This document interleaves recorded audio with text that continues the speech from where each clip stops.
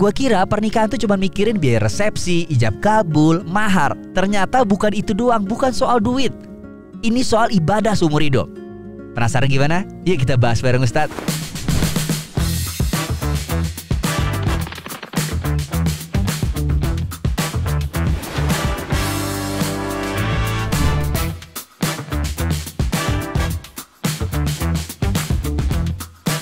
Ngopi bareng Ustadz. Yuk kita bahas.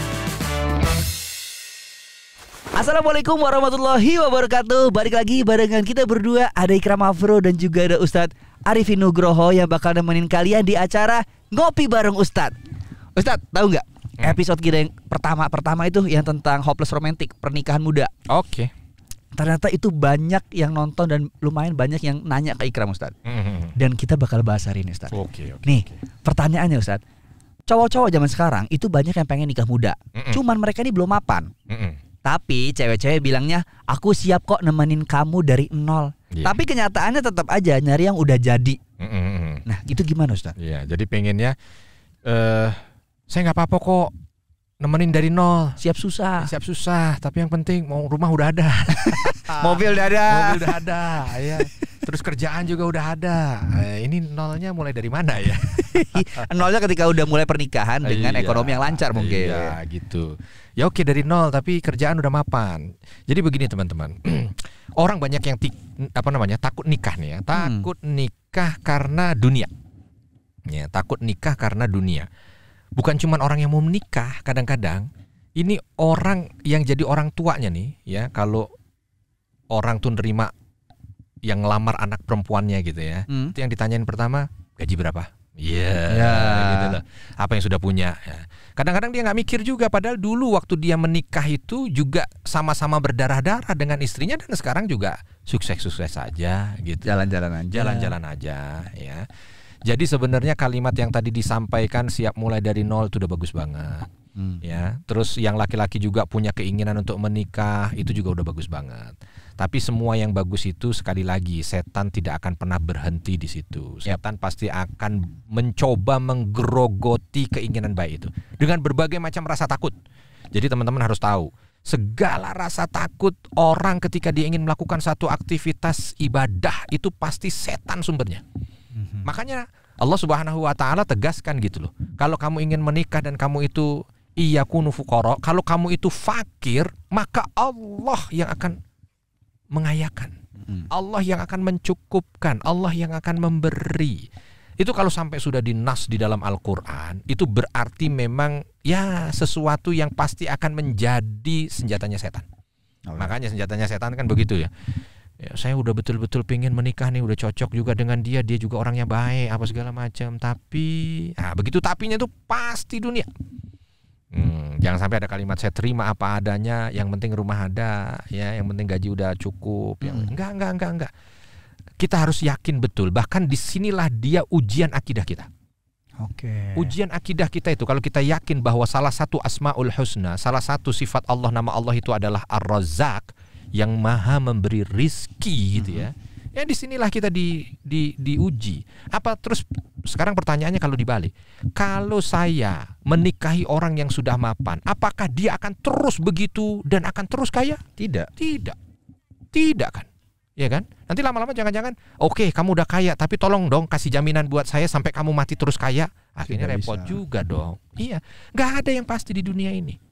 Misalkan contoh menikahi orang yang dalam kondisi sehat, apakah akan terus sehat? Belum tentu. Mungkin baru nikah 2-3 hari stroke, nggak tahu. Iya kan? Iya. Ya kan? Kalau umpama orang kaya, belum tentu. Jangan-jangan habis kebakaran pabriknya dan begitu juga sebaliknya. Jadi semua itu setan, ya kan? Yang membisikkan kepada orang yang sudah punya niat baik. Jangan kamu nikah sama dia dah. Kenapa? Dia miskin. Ya dia belum punya apa-apa. Dia cuma modal semangat. Gak bisa. Udah. Terus begitu mau datang yang kaya, dia kaya juga kayaknya cuman warisan. Jangan. Terus begitu datang orang yang mapan sekarang, jangan-jangan besok dia hancur perusahaannya, banyak selingkuhannya. Tuh gitu kan, akhirnya udah nggak nikah. Nah, tapi apakah termasuk dosa Ustadz, dalam arti gini, kan Allah sudah menjanjikan barang siapa yang melakukan pernikahan itu kan setengah agama dan Allah akan menjanjikan rezeki yang lebih baginya. Tapi kita nggak percaya di situ kan bahwa takut ntar gue udah nikah gue nggak mampu ngehidupin dia dan sebagainya. Apakah itu salah satu tanda bahwa kita nggak percaya sama Allah dan terhitung dosa, Ustadz? Ketika dia menafikan bahwa Allah lah yang memberi rizki dan dia tidak percaya dengan rizki yang sudah ditakdirkan, dia dosa.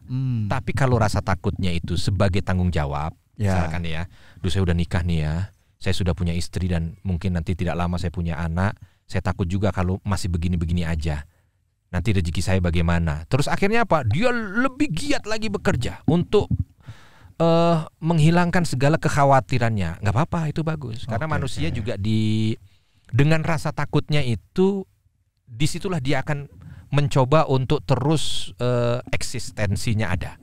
Ya, contoh misalkan, karena dia takut dengan harimau, binatang buas, dia bikin rumah, ya akhirnya eksistensinya terjaga. Karena dia takut dengan penyakit, dia bikin obat karena takut. Nah sama, karena takut nanti kalau dia sudah jadi kepala keluarga dan tidak bisa memberikan yang terbaik nafkah untuk keluarganya, dia berusaha lebih keras lagi. Beda. Takutnya jadi lihat takutnya di mana. Kalau takutnya itu menafikan Allah, dosa dia. Tapi kalau takutnya itu akhirnya membuat dia menjadi lebih giat, membuat dia menjadi lebih itu bagus. Takutnya berarti membuat dia lebih berikhtiar menjemput rezeki. Tapi kalau menurut Ustadz pribadi, kalau sebagai sesama pria Ustadz, ataupun menurut agama ya, lebih baik menikah setelah punya rumah atau sebelum punya rumah? Karena banyak, maaf Ustadz, banyak cewek yang bilang gue nggak mau campur sama mertua karena banyak bentrok. Karena kan beda didikan ya Ustadz. Itu gimana tuh? Lebih baik mana? Jadi sebenarnya menikah itu hukumnya 5. Dia bisa jadi wajib, bisa jadi sunnah, bisa jadi makruh, bisa jadi mubah, bisa jadi makruh, bisa jadi haram. Ini penting dulu nih, sehingga nanti jawabannya dapat. Nikah wajib itu kapan? Menjadi wajib bagi seseorang kapan? Kalau dia tidak nikah, dia zina. Ya, kalau dia tidak nikah, dia zina, nikah saat itu jadi wajib. Nikah sunnah, hukumnya sunnah. Hukumnya sunnah kapan? Kalau dia menikah bagus, tapi kalau tidak menikah pun nggak ada masalah. Masih oke aja lah gitu. Nggak akan zina, nggak. Tapi kalau nikah akan lebih melindungi. Itu sunnah. Mubah, kalau ketika dia nikah sama nggak nikah ya sama-sama aja. Ya, nggak nikah ya nggak apa-apa, nikah ya nggak apa-apa. Nggak ngerubah apapun dalam hidupnya. Makruh kalau dia itu ketika menikah takutnya justru ada madorot. Ya jangan-jangan nikah justru malah nyengsarain anak orang. Nikah kerjaannya aja belum tetap, orangnya juga belum punya itikat baik gitu ya. Bangun jam 11, jam 1 udah tidur lagi, malam begadang, tiba-tiba mau nikahin anak orang, makruh nih. Atau yang haram, kalau dia nikah tujuannya adalah maksiat. Saya mau nikahi dia biar saya bisa racuni dia, mati, hartanya buat saya. Kayak sinetron ya? Kayak sinetron tuh haramnya. Nah sekarang dilihat bagaimana dia. Kalau ada pertanyaan gimana, lebih baik menikah sudah mapan ataukah menikah belum mapan? Mapan nggak jadi urusan dalam hukum ini. Dia nggak mapan, cuman kalau dia tidak menikah, dia zina, apapun itu wajib buat dia nikah. Perkara nanti punya rumah dan lain sebagainya itu urusan Allah Subhanahu Wa Taala memberikan takdir dan ikhtiar kita. Gak usah dipikirin itu. Ini omongan aja nih buat siapapun yang ingin menikah takut dengan dunia. Dunia tidak perlu difikirkan. Yang perlu difikirkan adalah ikhtiar kita menjemput rezeki Allah. Itu penting. Dan ketika seorang wanita ingin mendapatkan atau ingin mencari seorang pria, yang dilihat bukan cuma harta yang dia miliki saat ini, tidak. Tapi potensi diri yang dimiliki oleh pria itu untuk bisa memberikan kebaikan buat dia bagaimana. Karena kan banyak sekali cerita from zero to hero. Ya berarti kan dia dari nol juga. Tapi dia punya potensi. Nah, yang dilihat bukan apa yang dia punya sekarang. Sebab apapun dia punya potensi naik, punya potensi turun. Contoh, dia punya 2 triliun sekarang, tapi 2 potensi, turun, naik. Atau dia punya 0 sekarang, tetap punya 2 potensi, turun, naik. Carilah potensi itu. Sebab kalau potensi lebih akan menjaga. Itu walaupun orang nikah mencari harta, dilihat hartanya bukan mencari harta. Dilihat hartanya boleh, karena kata Nabi, wanita itu dinikahi 4 perkara.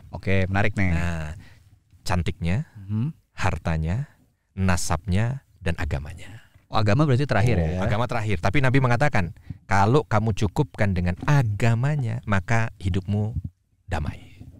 Gitu. Artinya boleh dong menikahi orang, kayaknya kurang dia 6, saya maunya yang 9. Gitu lah. Kok kamu mau 9? Ya sebab saya nilainya 5. Jauh banget, nggak standar ya. Ya, nggak standar. Memang justru yang nggak standar itu akan lebih bagus. Nah, kalau ngomongin soal 4 tadi ini nyambung pertanyaannya Ustadz. Ya. Kita bingung ketika kita memilih pasangan, terutama perempuan ya. Perempuan nyari pasangan laki-laki. Dan begitu pun sebaliknya. Ya. Apakah dalam kita memilih pasangan untuk menjadi istri, kita menemukan wanita yang sudah tidak perawan, Ustadz? Apakah kita tetap lanjutin atau kita cari opsi yang masih gadis? Kita kan nggak tahu nih, sekarang kan dengan era di pacaran dan sebagainya sudah banyak melakukan maksiat gitu, Ustadz. Kita sebagai laki-laki pasti pengen mencari sosok ibu yang baik, yang masih terjaga dan sebagainya. Oh, jadi begini, Gimana? bukan antara janda dengan gadis, bukan. Nanti kita yang ini dulu nih, menarik nih, baik. yang masih jadi ini terjaga dulu. antara orang yang pernah terjebak zina dengan yang tidak pernah terjebak zina gitu ya. Oke.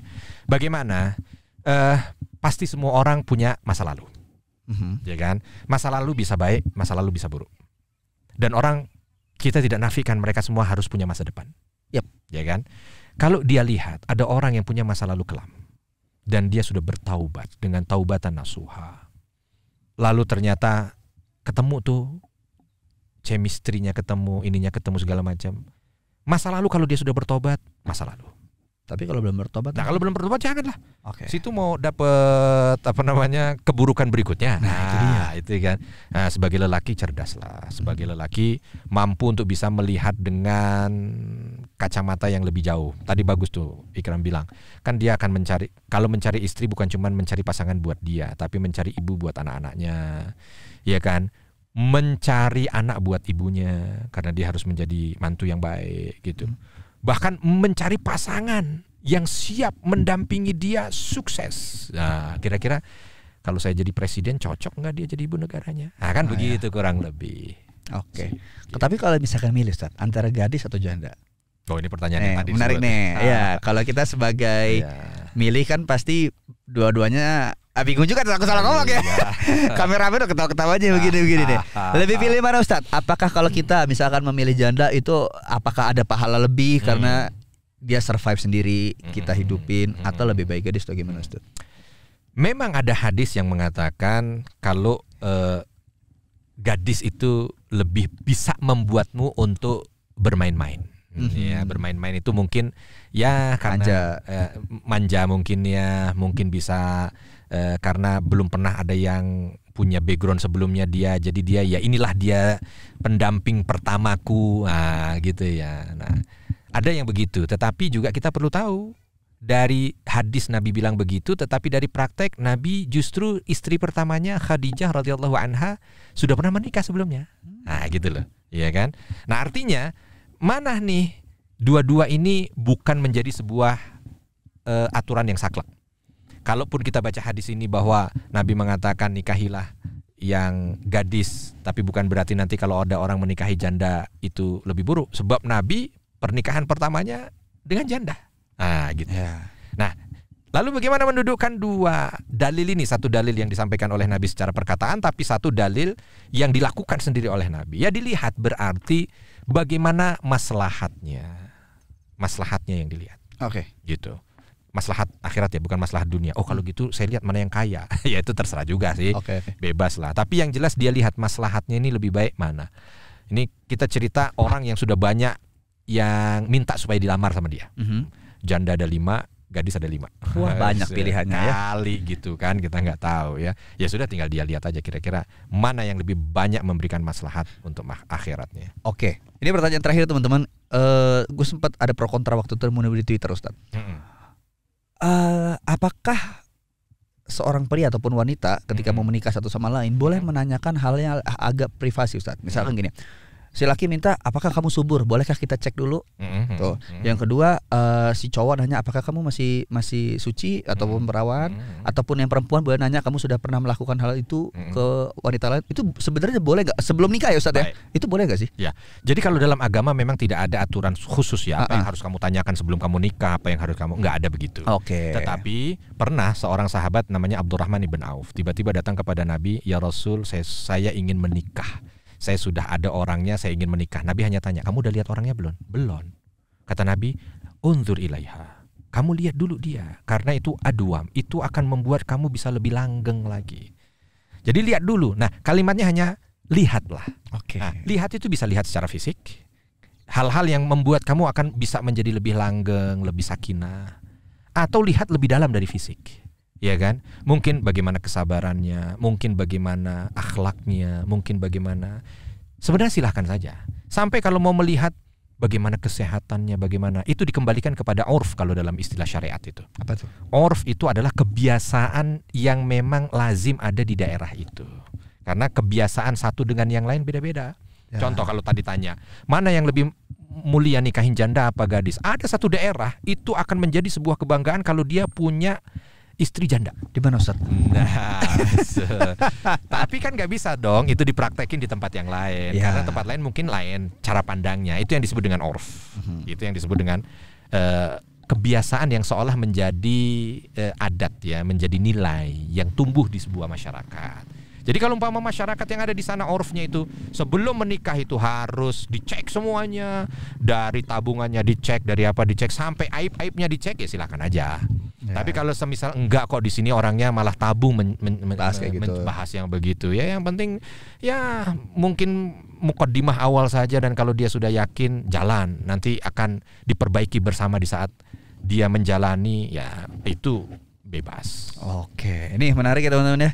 Kalau ngobrolin soal nikah di era sekarang itu ada yang bilang karena cukup sensitif ya. Kalau yang udah nikah dari sudut pandang yang berbeda, udah aja nikah dulu, puas-puasin jalan-jalan, traveling. Yang belum nikah, aduh jadi pengen nikah. Semuanya jadi plus minus Ustaz ya. Nah, kalau kalian nih udah tahu jawabannya apa sekarang, mungkin bisa cari calonnya dari sekarang. Mungkin bisa juga ketemu di kolom komentar gak sih? Asik. Keren juga ya. Masuk ya. Iya.